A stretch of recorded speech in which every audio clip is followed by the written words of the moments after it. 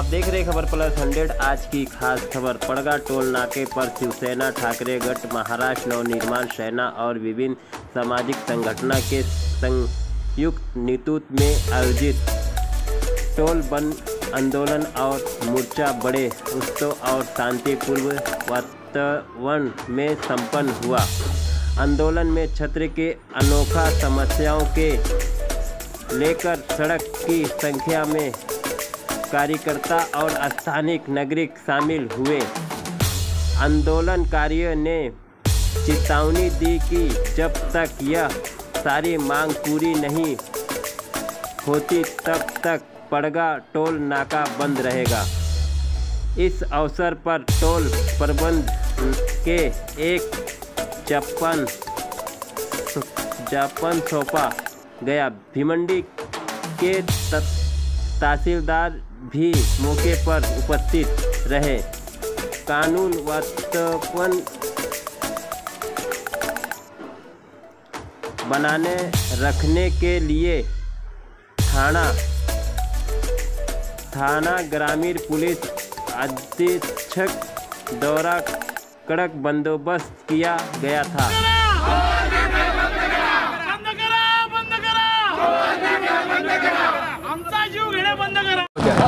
आपण सर्वांनी पाहिलंय, सकाळी 10 वाजेपासून शिवसेना, मनसे आणि त्याचबरोबर राष्ट्रवादी पक्ष शिवाय सामाजिक संघटना यांच्या माध्यमातून या पडघा टोल नाक्याच्या संदर्भातलं अतिशय तीव्र प्रकारचं आंदोलन, सामान्यांच्या भावना दाखवणारं आक्रोश स्वरूपाचं आंदोलन या ठिकाणी झालं। गेली 17 वर्ष एकाच मुद्द्यावरती विविध मागण्या सातत्यानं या ठिकाणच्या नागरिकांकडून, परिसरात वाहतूक करणाऱ्या लोकांकडून केल्या जातात। मात्र खेदाची गोष्ट अशी आहे की कोणत्याही प्रकारची मलमपट्टी या रस्त्यावर झाली नाही। अतिशय साध्या आणि योग्य स्वरूपाच्या अशा मागण्या, न्याय मागण्या या ठिकाणी आंदोलनकर्त्यांच्या माध्यमातून आम्ही या ठिकाणी मांडल्या। आपल्याला माहिती आहे की टोल नाका जर झाला तर टोल नाक्याच्या बाजूला सर्व्हिस रोड असणं अपेक्षित आहे, तो योग्य असला पाहिजे। अशा प्रकारची तरतूद या बाजूला आपल्याला दिसत नाही। त्याचबरोबर शौचालय आणि मुतारींची सोय असली पाहिजे, ही एक मागणी, आणि ते स्वच्छ असले पाहिजेत, ही मागणी सुद्धा आमच्या या आंदोलनाच्या माध्यमातून आंदोलनकर्त्यांनी केली। ज्या ठिकाणी गावं आहेत आजूबाजूला त्या ठिकाणी अंडरपास देणं गरजेचं आहे, पण या ठिकाणी अंडरपास सुद्धा दिलेले नाही आहेत। रस्त्यांवर मोठ्या मोठ्या प्रकारचे खड्डे पडलेले आहेत। टोल नाका आणि ज्या ठिकाणी अपघात होतात अशा अपघाताच्या जागा ज्या आहेत त्या ठिकाणी सातत्यानं ॲम्ब्युलन्सची सोय आणि फायर ब्रिगेडची गाडी असणं आवश्यक आहे, मात्र तेही आपल्याला पाहायला मिळत नाही। आणि अनेक निरपराध निष्पाप लोकांचे जीव या प्रशासनाच्या हलगर्जीपणामुळे गेल्या 17 वर्षामध्ये गेलेले आहेत। आमचा सगळ्यांचा सवाल आहे, हा सवाल शिवसेनेचा आहे, सवाल मनसेचा आहे, सवाल जनसामान्यांचा आहे की अजून किती दिवस सरकार असे निष्पाप आणि निरपराध लोकांचे बळी घेणार आहे? हे बळी घेणार तुम्ही थांबवणार आहात की नाही? आणि या संदर्भातला हा आक्रोश आंदोलन झालं। आतापर्यंत सगळ्यांना पत्रव्यवहार करून प्रोटोकॉल प्रमाणे शांततामय मार्गाने हे आंदोलन केलं गेलं। या आंदोलनासाठी शिवसेना आणि मनसे या पक्षातले महत्त्वाचे सगळे पदाधिकारी उपस्थित होते। आपण पाहिलं की या आंदोलनाची सांगता होताना निवेदन सगळे शासकीय महत्त्वाचे अधिकारी यांनी घेतलं। आमची सगळ्यांची मागणी आहे, नॅशनल हायवे ऑथॉरिटी असेल, राष्ट्रीय महामार्ग असेल, राज्य महामार्ग असतील, या संदर्भातले PWDचे अधिकारी असतील, सन्माननीय जिल्हाधिकारी महोदयांकडे या संदर्भातली तात्काळ मीटिंग लावली पाहिजे।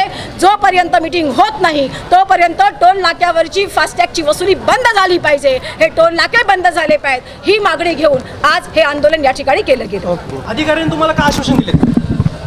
अधिकाऱ्यांनी आश्वासन दिलं, आपण सगळ्यांनी पाहिलं, आपल्या कॅमेऱ्यामध्येही ते कैद झालेलं आहे की येत्या 10 ते 15 दिवसात ज्या नॉमिनल आपल्या सुविधा उपलब्ध करून देण्याच्या आहेत त्या नॉमिनल सुविधा 10 ते 15 दिवसामध्ये करून देणार। विशेषतः खड्डे भरण्यासारखा प्रकार असेल, रस्त्याची दुरुस्ती असेल, या संदर्भातलं 10 ते 15 दिवस। मात्र अंडरपासची जी आपली मागणी आहे तर अंडरपास काही 10 ते 15 दिवसात होणार नाही, त्यासाठी त्यांनी 1 महिन्याची मुदत मागितली आहे, कारण त्यांना वरून त्याची परमिशन घ्यावी लागेल। आमचं हे म्हणणं आहे की नॅशनल हायवे ऑथॉरिटी ज्यावेळेला टोल नाका निर्माण करते त्यावेळेला टोल नाकाच्या आदर्श गाईडलाईनमध्ये आम्ही केलेल्या मागण्या आहेत। असं असताना सुद्धा या आदर्श गाईडलाईन प्रमाणच्या मागण्यांनुसार जर आम्हाला झगडावं लागत असेल तर आज सरकार करते काय, आज या ठिकाणचे प्रशासन करतं काय, या ठिकाणचे लोकप्रतिनिधी विशेषतः आमदार जे घमेले आणि फावडा घेऊन रस्ता दुरुस्त करायला जातात त्यांनी अधिकाऱ्यांना वचक ठेवून काम करून घेतलं पाहिजे ही जनसामान्यांची अपेक्षा आहे आणि त्या माध्यमातून काम करून घेणं यासाठी या अधिकाऱ्यांनी आपल्याला